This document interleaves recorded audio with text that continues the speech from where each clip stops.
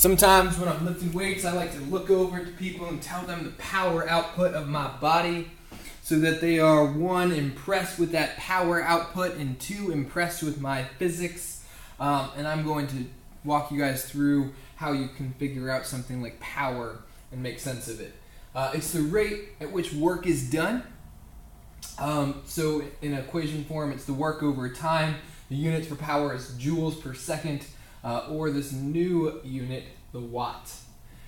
Remember, if a constant force is doing work, we could say that the work is force times the distance that's parallel to that force. And if I substituted that in for my work, I get this expression, and I see, oh, this is a distance over time. Now, if the object is not accelerating, then distance over time is velocity. So I can derive a new expression for power, that power is equal to force times velocity. Oh, excuse me. So let's check me out lifting a barbell of 70 kilograms, and I lift it up 2 meters over my head.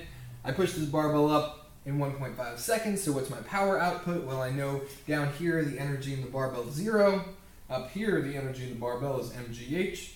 So that energy must have come from somewhere. That somewhere is my work. Energy initial plus work is energy final.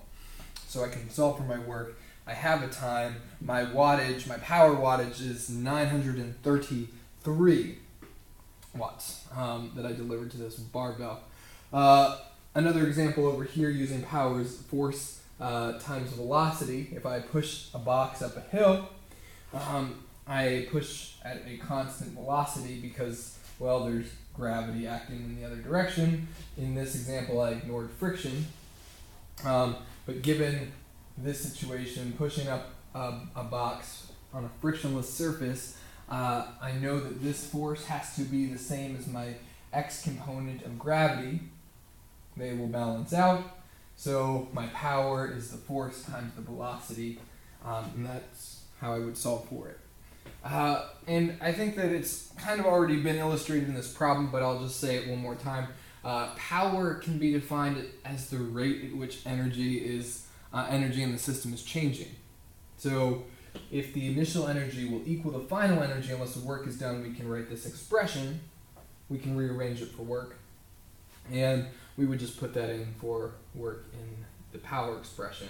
So if the energy is changing, we can talk about the power as the energy leaving the system in a particular span of time. That's power. All right, see ya.